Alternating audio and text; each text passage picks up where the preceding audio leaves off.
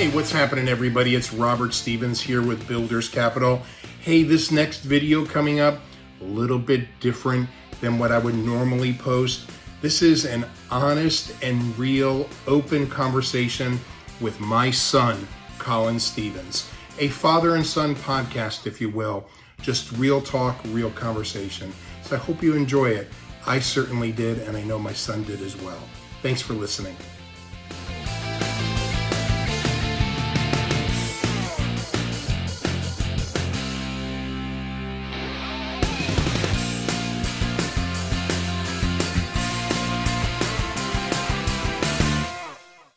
So what's happening, son? What's going on, Pops? Good to get you on. It's good to be man. here. You know what?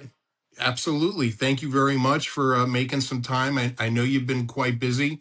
Just for the audience, my name is Robert Stevens. And I'm Colin. I work for Builders Capital in South Florida, but I have the pleasure of introducing my son.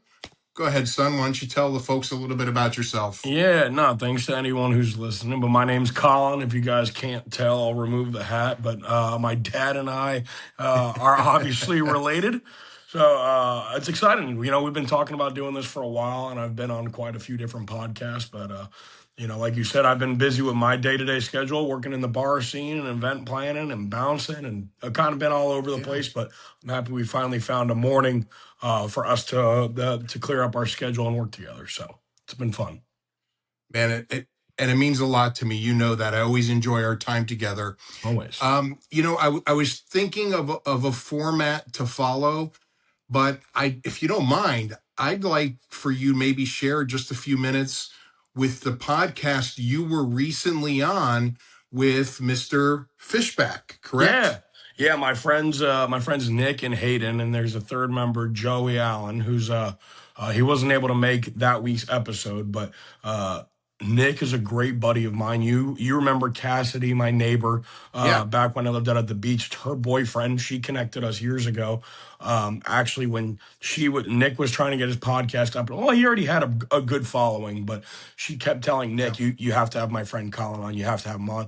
And he's like, okay, I will, but like, who is this guy? And she's just like, trust me, everybody knows who he is. Like, you need to talk to him. So I got on there and we had a great conversation back when I was working at Happy Dad. And, he has no set time duration on his episodes. He just lets the conversation happen naturally.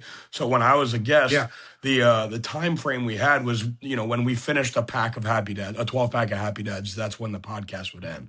And we, pardon me, I'm battling a cold. So we got on, we killed the 12-pack of Happy Dads, and he talked to me in a couple of moments that went viral from that episode, talking about a specific tattoo that I've gotten of a football player in the past. And that got a couple 100,000 views and likes. It was really cool. So ever since then, Nick and I always remained friends. And fast forward now a year and a half later, we were both following James Fishback on social media. And through the power of connections that I have, I knew someone tied to Fishback, and I saw Nick constantly reaching out to him on social media saying, hey, I sent you a message. Hey, I sent you a DM. So I thought to reach out to Nick and say, hey, what are you reaching out to him for? I see you commenting on all of his posts. He said, man, I'm really trying to get him on the pod. I hope he sees one of my messages one day. I said, well, I'll make a deal with you. And real quick, if you don't mind me jumping in, for those of you who don't know, James Fishback is running for the governor of the great state of Florida, the Sunshine State. Yes, and I'll get into all that. But so James, I had a contact, and we reached out to.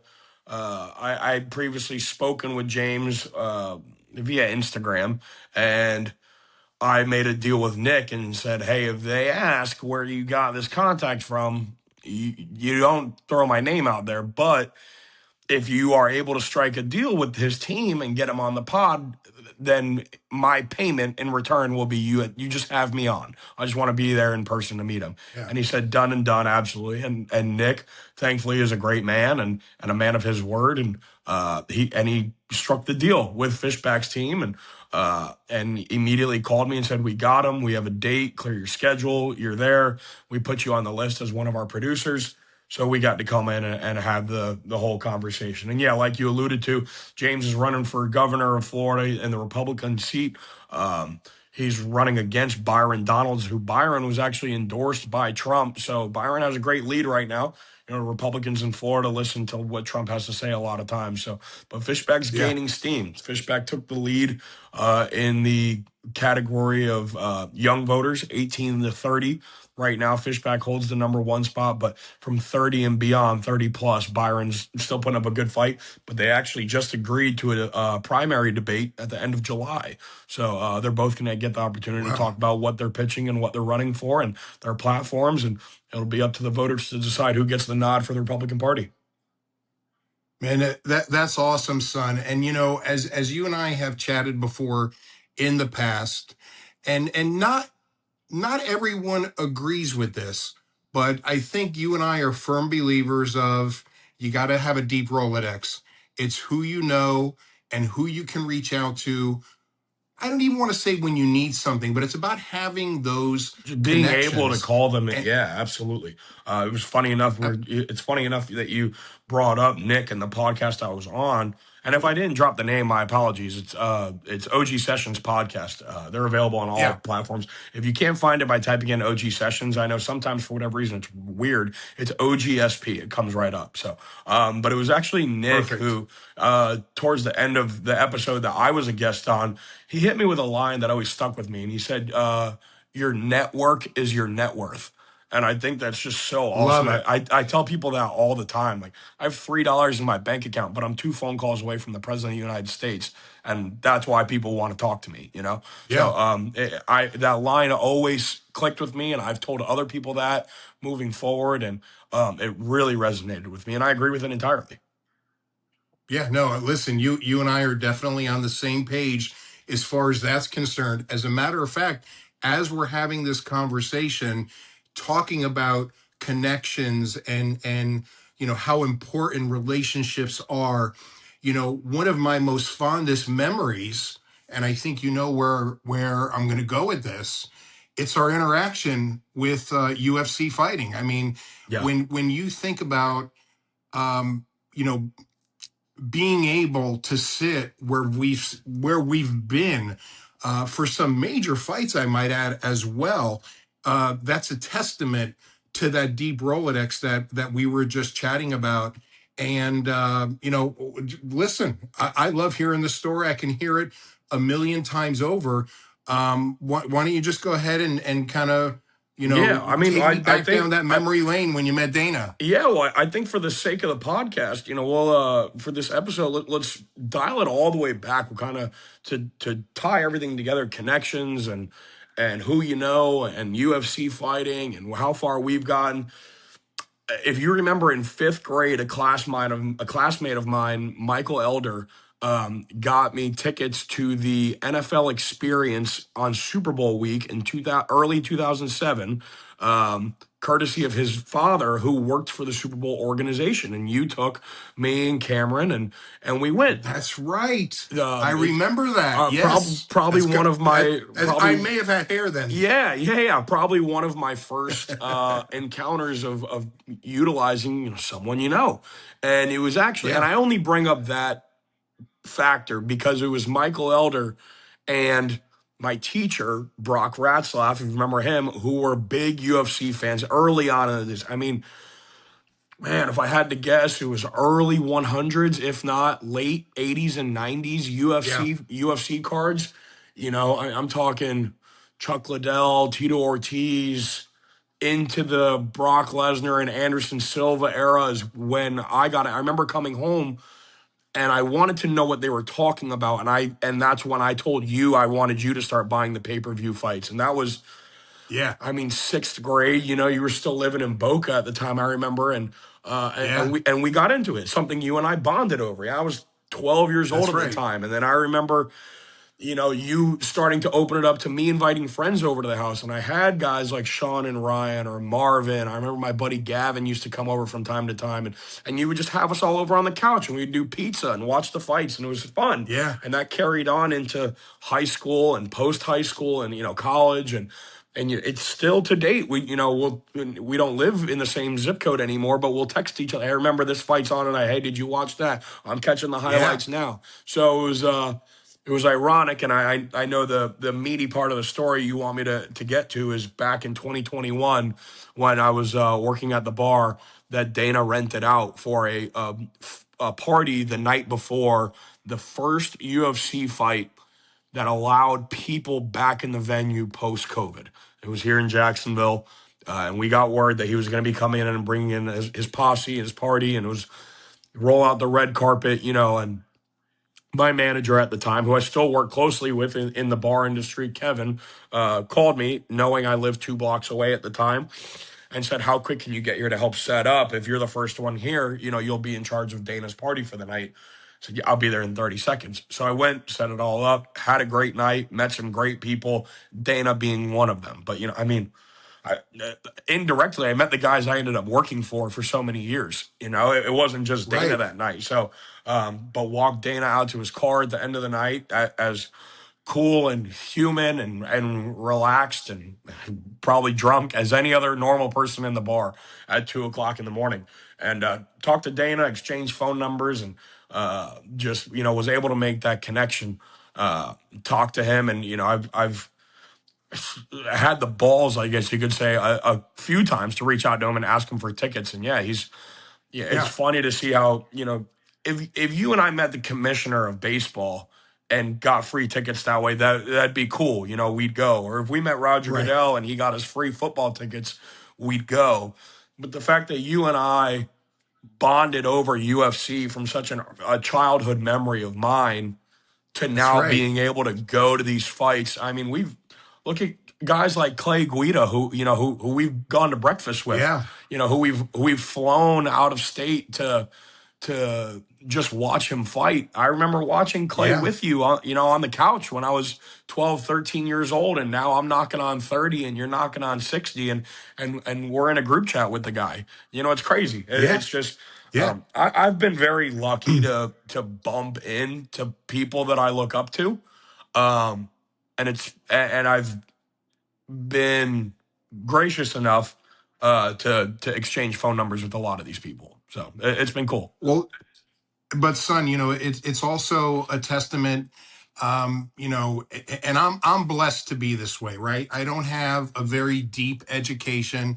I have a couple years of college, as you know, but I've always focused on, as we've already mentioned, who do you know, and how can I make these different connections? But it goes beyond that, because once the connection is made, really, for lack of a better way of describing it, managing and honoring that relationship and not 100%. taking advantage of the relationship. 100%. Right. So the fact, just to kind of illustrate, you had that encounter, with Dana. It was a crazy night for you. It was absolutely amazing. But because you respected the relationship and you managed it properly, man, that led to us sitting ringside Yeah. Yeah. A few in times, might I those add. Yeah. seats, that you look at on TV and say, how the hell did those people get those tickets? Yeah. I've been blessed to experience that with you, and I just want to make sure you know how appreciative I am No, of of that. course. I love being able to take you to fights. I wish I was the Nelk Boys who got 50 tickets every time, and I could bring you and bring all my friends to every fight. But Yeah. I mean, I've gotten as many as 6. Front row. I We, remember when we went to the fight in Miami, we didn't sit on the floor, but because Trump was and Mike Tyson was, and you know we were still given tickets, but we weren't on the floor yeah. for them, But I mean, I think from cage to us was only about 40, 50 feet. We were 6 rows up. Yeah. If you were, if any of your listeners have been to a basketball game, right, in arena, we were row 6, again, not courtside, Yeah. but up a little bit. So, for shits and giggles, you and I looked at the price of tickets in that section before the fight. And I know it's Miami, Yeah. everything always comes at a surplus, but they were $50,000 a seat, and Dana Yeah. gave us 6 of them. Yeah. So it's just like you said, not overstepping, not overreaching, respecting the relationship. Funny enough, Dana got a new number at the end of 2024, so I haven't talked directly to him in over a year. But because I did respect and maintain the relationship, I've emailed his secretary before. In July, I got the opportunity to take Matt and Riley to fight night in Yeah. Nashville. Yeah. Just because I've been good to them and they've been great to us. And just, hey, if you any shot you have any tickets, and they're like, yeah, we do. Here you go.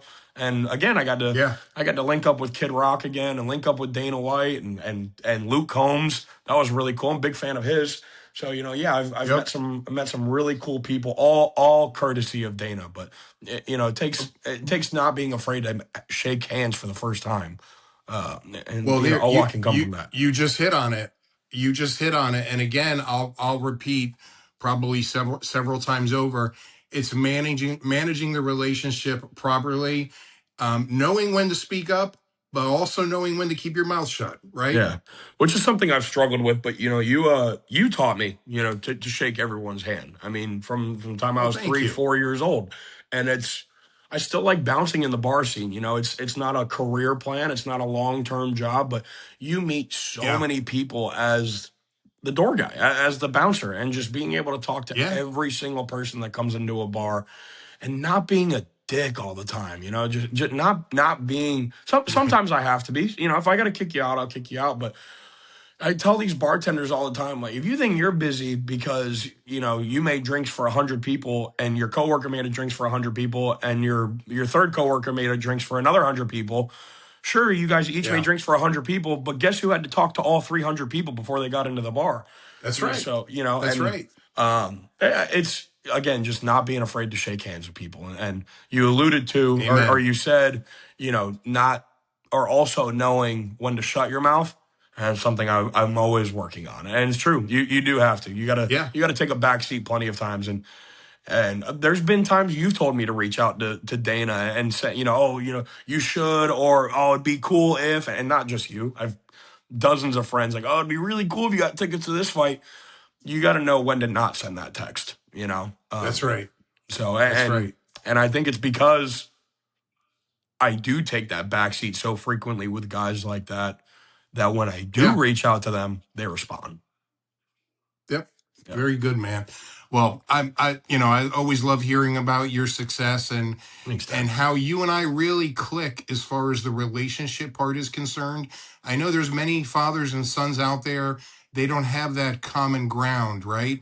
And the fact that you and I can really have a good solid communication on the value of having a relationship and managing it properly, man, that speaks volumes.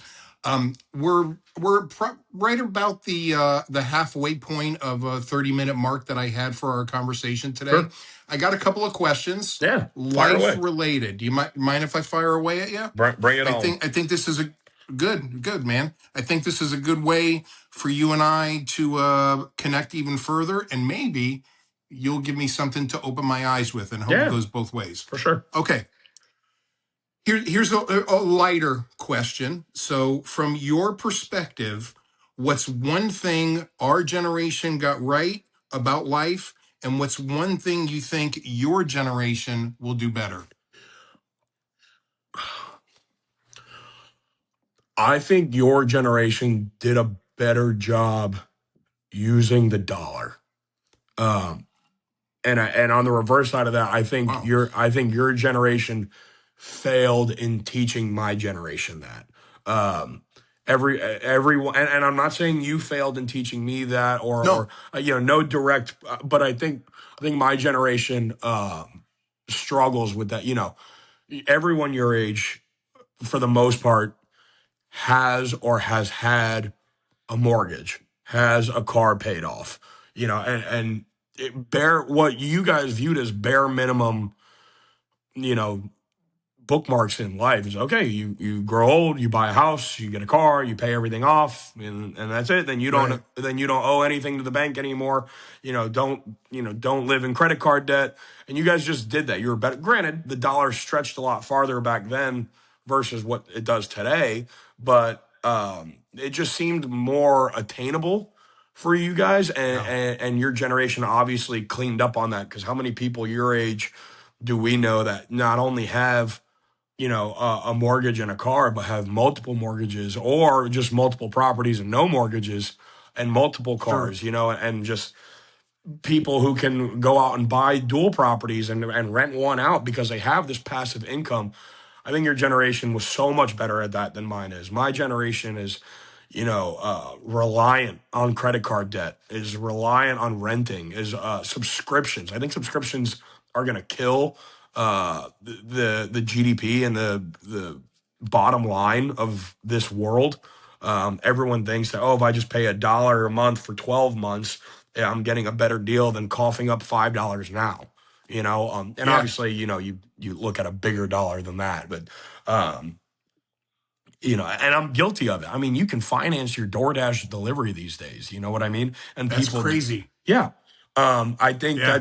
your generation was better at, on how they spent their money. Um, as far as what my generation's better at, this is a pro and a con, but I'd say my generation was more willing, I guess, in the same sense, to gamble, right? Not just financially, but you see more people my age doing what they want to do, and not just finding a job that pays the bills, not just settling down because, well, that's what we're supposed to do in life. You wake up at 9, you go to work till 5, you come home, you make dinner for the wife and kids, and you start all over again. Yeah. I know a lot more people my age who, I don't know, from content creators to bartenders to to multimillionaire realtors and mortgage brokers Yeah. to who day trading in the stock market. Just no two people have the same job in my generation these days, or Well, the it's same income. you saying that, it actually makes me think that, and this is a compliment to your generation, you can follow your passion, and you don't necessarily, whereas maybe with my generation we were more conservative, and those things, those boxes to check off, Right. right? At this age I have to have a house, at this age I have to do this, Yeah. and maybe we sacrificed our happiness, whereas your generation is following your passion. Yeah, I So think that's a great way to put it. My generation definitely focuses on their happiness more than, the let's just say, for the sake of the conversation, the dollar amount in their bank account, right? Or like you said, yeah. checking the boxes. Could come back to bite us in the ass. I don't know. Hell, I'm loving my life, but I'm not making any money right now. But that's okay. Um, Yeah. but I have my goals, and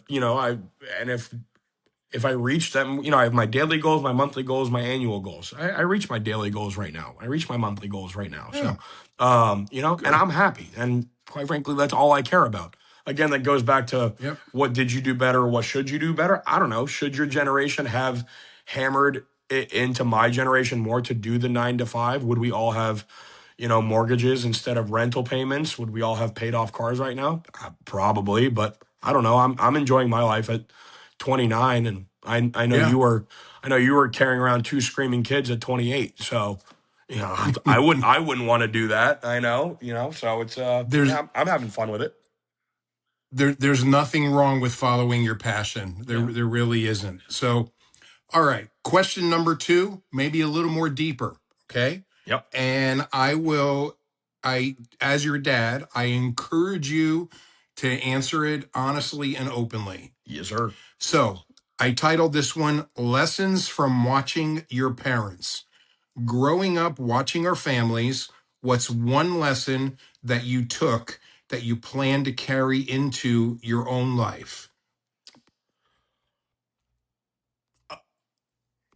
And it don't think it needs to, I just want to give you this latitude, Yeah. right? So, Colin's mom and I, we separated early on. I think we reached about 9 or 10 years of marriage. So Colin and I, his mom and I should say, have parented separately for more years than we were together. So I Well, just wanted to make yeah, sure I was transparent with that. yeah, and honestly, I think it worked out best I can at least speak on my behalf. I'll jump right into it. You taught me, like I said before, to shake hands with everybody, to to command the room when I walk into it. I can speak in front of thousands of people, um, and I learned a lot of that from you on how to navigate through a crowd and how to chat with people. And I can have a conversation with the janitor, and I'm going to have the same conversation with the president of the United States. And I have no I problem love shaking that. both their hands. Um, Not that mom can't, but mom taught me to have my guard up a little bit more. Okay. Mom kind of taught me how to be a dick at times, and to be stern with it. And I see you laughing because I know you know what I mean. Um, Yeah. you know, sh- uh, But I respect that. yeah, love mom to pieces. Mom's my best friend, but Yeah. she can be. I don't want to call my mother a bitch because she's not, but she can be stern. She can be serious, and she's um when I was in trouble, I always tell people, um, my mom's my best parent, my dad's my best friend. I don't call my mom to go to the bar and have a beer with her. I don't, and I don't. If I got into a fight, if I go to jail, I call you first, Dad. But I Okay. know the call is going to get back to Thank you, I mom. think. Yeah, yeah, yeah, yeah, yeah. No, it's Oh, well, well I because I appreciate I that. call you when I say I fucked up. And Yeah. not to say that I don't do the opposite for either of you guys, but for the sake of you understand where I'm coming from. I call you and say I fucked up. I call mom when hey, I need you to snap me back in check. I need Yeah. you're the angel on my shoulder, mom's the devil on my shoulder, and I need and not she's not my bad influence. I don't mean it like that, but she's stern. No, I get it. Um, she's stern, and she's taught me that where you've taught me to how to talk to everybody. Mom's taught me that hey, everybody's gonna want to talk to you. Don't lend your hand out to everybody that comes talking. So, It's a it's a balancing act. it is a lot of yin and a lot of yang. Um, and I think I've done a pretty good job so far at 29 managing, Yeah. what both you guys have taught me before. So Well, thank you. yeah, Thank you. yeah, Okay, I got one more, okay? And yeah. and this is actually timing wise, this is perfect. We're getting close to the 30-minute mark. There you go. And I want you to know, son, I love doing this with you. This is Yeah. this is long overdue. Come up with more questions. We can do Okay. more of them. Yeah. Yep. So defining success.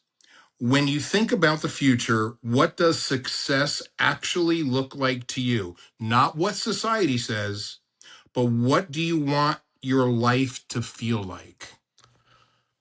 I immediately think of a quote that you and I cover, what, 2, 3 times a year. If you think, if you laugh, and you cry, that's a good day. As Jimmy Valvano said that in his ESPY speech. Jimmy V. Yep. And I said before, I have my daily goals, my monthly goals, and my yearly goals. I don't like to have a 10-year plan. Matthew McConaughey said once, who do you look up to? It's me in 10 years from now. And I'm never I gonna love reach. it. I'm never gonna reach that person, right? 10 Yeah. years from now, I want to look back on me today and say that I've grown since then. Um, but it's not always about dollar signs. It's not about career growth. It's not about relationship growth because I think everything comes at you in different ways. If at Right. 23, I was making $100,000 a year recruiting, I hated my life. At 30, I'm knocking on 30 now. I have no job and no money in the account. I'm arguably happier than I was then. So, Yeah. you know, success to me is, are you happy? And I think it's as simple as that. That determines, I guess it's up to you to determine what makes you happy. Does a million Yeah. dollars, does $1 million make you happy? If that's go make $1 million if that's what you're going for. Does Yeah. the hottest girl in town, make you happy? Go get the hottest girl in town. To me, a cold beer at the rec, at 5 o'clock in the afternoon on a Wednesday makes me happy. And There's and that nothing might wrong that with might that. drive some people crazy that I'm not motivated to do more. Um, Yeah. but that's just uh, if this is my life 3 years from now, I'm going to be just as happy then as I am now. So listen, we're at the 30-minute mark, and I think you touched on something that can wrap this conversation up perfectly. Yeah. So go ahead, and I want you to just repeat it again, the famous line from Jimmy V's ESPY speech. If you think, if you laugh, and if you cry, that's a full day. That's a full day. Amen. I love you very much, and love you too, Dad. I can't put a dollar amount on the value of our time together. This means a lot to me. Let's do it again. I love you, son. All right, love you too, Dad. We'll talk soon. Bye. Got it.